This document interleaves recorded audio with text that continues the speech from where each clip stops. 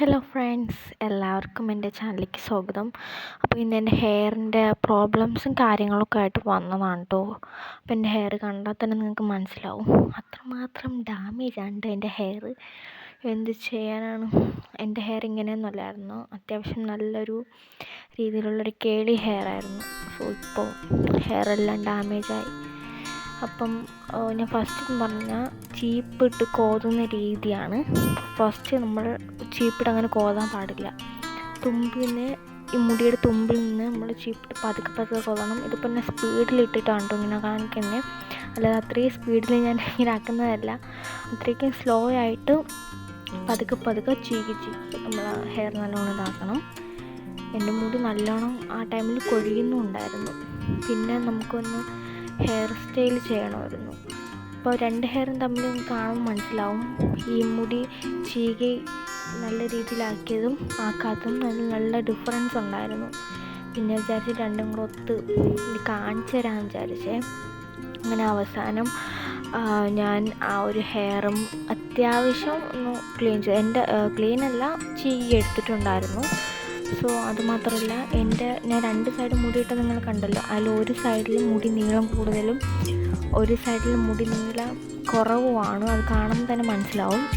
പിന്നെ എൻ്റെ തുമ്പൊക്കെ കിടക്കണമെന്ന് മനസ്സിലാവും. എത്ര വെട്ടി ശരിയാക്കിയാലും അതങ്ങനെ കിടക്കുള്ളൂ.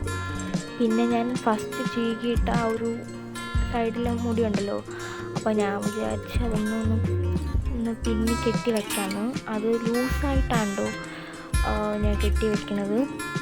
വീട്ടിൽ നിൽക്കുമ്പോൾ നമുക്ക് ഇതൊക്കെ തന്നെ ധാരാളം. ഇപ്പോൾ ഓൾറെഡി വെക്കേഷൻ ടൈമും കൂടെ ആയതുകൊണ്ട് തന്നെ നമ്മളിപ്പോൾ ഇങ്ങനെ വീട്ടിൽ നിൽക്കുമ്പോൾ മുടി അത്യാവശ്യം കെയർ ചെയ്താൽ അത്രയും നല്ലതായിരിക്കും. അങ്ങനത്തെ കുറച്ച് കാര്യങ്ങളുണ്ടായിരുന്നു. പിന്നെ നിങ്ങൾ ചീപ്പ് വാങ്ങിക്കുമ്പം, അതായത് കോംബോ വാങ്ങിക്കുമ്പോൾ നല്ലത് വാങ്ങിക്കാം കേട്ടോ. അതായത് ഇങ്ങനെ എന്ന് വെച്ചാൽ അത്യാവശ്യം വലിയ വായുള്ള പല്ലൊക്കെ ഉള്ള കോമ്പുണ്ടല്ലോ, അത് വാങ്ങിക്കാൻ ശ്രമിക്കാം കേട്ടോ. എൻ്റെ അതില്ലാത്തതുകൊണ്ട് തന്നെ പിന്നെ ഈ ഒരു നോർമൽ ചീപ്പ് എടുത്തിട്ട് കാണിച്ചു തന്നത്. ഞാൻ വീട്ടിൽ നിൽക്കുമ്പോൾ എൻ്റെ ഹെയർ ഇങ്ങനെ തന്നെയായിരുന്നു കെയർ ചെയ്തത് കേട്ടോ. പിന്നെ എൻ്റെ മുടി, എനിക്ക് എത്ര മുടി വളർന്നാലും അറിയാൻ പറ്റത്തില്ല, കേളായിട്ട് കിടക്കുകയാണ് മെയിനായിട്ടും ചെയ്യുക. പിന്നെ ഞാൻ അവസാനം രണ്ട് സൈഡും നല്ലോണം പിന്നി കെട്ടി വെച്ചിട്ടുണ്ടായിരുന്നു.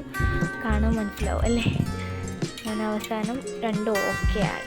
പിന്നെ നോക്കിയപ്പോഴാണ് എൻ്റെ സ്കിൻ, അതായത് എൻ്റെ ഫേസ് ഭയങ്കരമായിട്ട് ടാനൊക്കെ അടിച്ച് ഒരുമാതിരി ഇരിക്കണം. അപ്പോൾ അതിനൊരു സൊല്യൂഷനാണ് നാൽപ്പമരാതി എണ്ണ. അത് അടിപൊളിയാണ്, കോട്ടക്കലിൻ്റെ ആണ് കേട്ടോ. അത്രയ്ക്ക് സൂപ്പർ ഐറ്റമാണ്, അല്ലെങ്കിൽ സൂപ്പർ എണ്ണയാണ്. നിങ്ങളത് യൂസ് ചെയ്താൽ നിങ്ങൾക്കറിയാവും. ഞാൻ യൂസ് ചെയ്യാൻ തുടങ്ങിയിട്ട് 2-3 ദിവസമായിട്ടുണ്ട്. അപ്പോൾ അത് യൂസ് ചെയ്തിട്ട് എനിക്ക് അത്യാവശ്യം കുറച്ചൊക്കെ ഒരു മാറ്റം എനിക്ക് തോന്നുന്നുണ്ട്. അപ്പം നിങ്ങളത് വാങ്ങിച്ച് നോക്കുക, അത്രയ്ക്കും നല്ലതാണ്. ഇപ്പോൾ വെളിയിലോട്ടൊക്കെ, അതായത് പുറത്തോട്ടൊക്കെ പോയിട്ട് വരുമ്പം നമ്മുടെ സ്കിൻ ഒരുമാതിരി ഇരിക്കുകയാണെന്ന് തോന്നുന്നുണ്ടെങ്കിൽ നിങ്ങളൊരു എണ്ണ തേച്ച് നല്ലോണം മസാജൊക്കെ ചെയ്ത് കൊടുക്കുക. പിന്നെ നമുക്ക് എൻ്റെ സ്കിൻ മസാജാണ് ഞാൻ ചെയ്യുന്ന രീതി എന്ന് പറയുമ്പം ഈ ഒരു രീതിയാണ് കേട്ടോ. അല്ലാതെ ഞാൻ അങ്ങനെ ഭയങ്കര അതായിട്ട് മസാജ് ചെയ്യുന്ന ആളൊന്നും അല്ല. പിന്നെ ജസ്റ്റ് ഞാൻ എങ്ങനെയാണ് എൻ്റെ ഫേസ് മസാജ് ചെയ്യുന്നത് എങ്ങനെയാണോ അതാണ് ഞാൻ കാണിച്ചു തരണം. എൻ്റെ ഫേസ് ഓൾറെഡി ഇങ്ങനെ അല്ലായിരുന്നു. മസാജ് ചെയ്തേ പിന്നീട് അത്യാവശ്യം മാറ്റങ്ങളും കാര്യങ്ങളൊക്കെ ഉണ്ട്. അതെനിക്ക് പറയാതിരിക്കാൻ വയ്യ. എൻ്റെ ബന്ധുക്കൾക്ക് പോലും, അതായത് റിലേറ്റീവ്സിന് പോലും എൻ്റെ ഫേസ് കണ്ടിട്ട് മനസ്സിലായില്ല, ഞാൻ ആരാണെന്ന് പോലും അവർക്ക് അറിയത്തില്ല. അങ്ങനെയൊക്കെ വന്നിട്ടുള്ളവരുണ്ടായിരുന്നു. ഞാൻ തന്നെ അങ്ങ് അതിശയപ്പെട്ടു. അപ്പോൾ ഫേസ് മസാജ് തുടങ്ങിയ പിന്നീടാണ് എനിക്ക് ഫേസിൽ നല്ല അത്യാവശ്യം മാറ്റങ്ങളും കാര്യങ്ങളൊക്കെ ഉണ്ടായിരുന്നത്. അപ്പോൾ നല്ലൊരു റിസൾട്ട് കിട്ടും. അപ്പോൾ നിങ്ങളെല്ലാവരും ട്രൈ ചെയ്ത് നോക്കുക. അപ്പോൾ എല്ലാവർക്കും നന്ദി.